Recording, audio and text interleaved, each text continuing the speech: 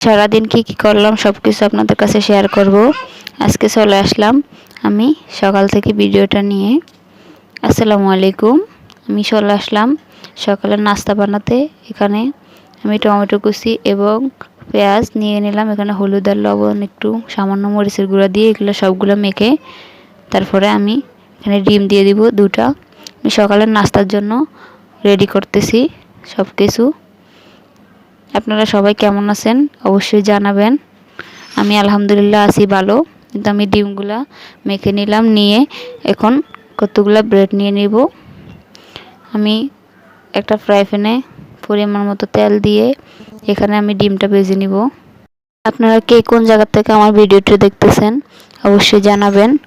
আর যদি আমার ইউটিউব থেকে দেখে থাকেন আমার চ্যানেলটা অবশ্যই সাবস্ক্রাইব করে দিবেন। আর যদি ফেসবুক পেজ থেকে দেখে থাকেন অবশ্যই পেজটা ফলো দিয়ে রাখবেন।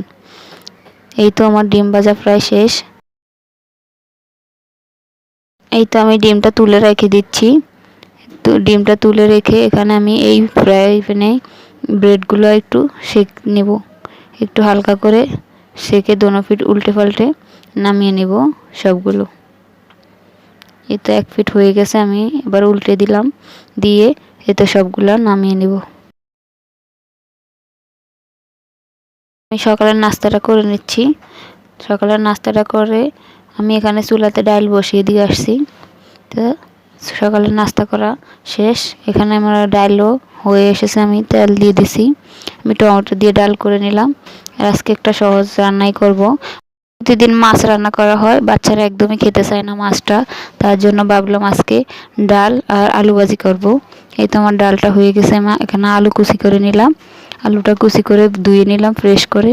এখানে কড়াইতে আমি পরিমাণ মতো তেল দিয়ে দিলাম। এখানে কাঁচামরিচ দিই নাই, আমি পেঁয়াজ কুচি দিলাম। বাচ্চারা যেহেতু খাবে তার জন্য খালি পেঁয়াজ কুচিটা দিলাম। দিয়ে আমি ভালো করে একটু নেড়ে ছেড়ে একটু হালকা ব্রাউন কালার করে হয়ে আসলে একটু হলুদের গুঁড়া এবং একটু লবণ দিয়ে দিলাম। দিয়ে আমি এখানে আলুটা দিয়ে দিব।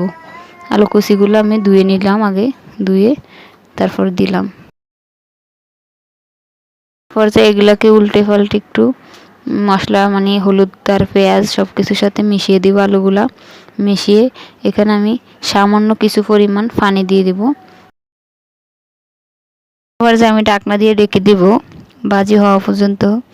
এই তো আমার পানিটা শুকিয়ে তো ভাজি হয়ে গেছে। আমি এভাবে এখন নামিয়ে নিব। আজকের ভিডিও আমার এখানেই শেষ। সবাই ভালো থাকবেন, সুস্থ থাকবেন। অবশ্যই আমার ভিডিওটি একটা লাইক দিবেন। আর শেষ পর্যন্ত ভিডিওটি দেখার জন্য সবাইকে ধন্যবাদ। আল্লাহ হাফেজ।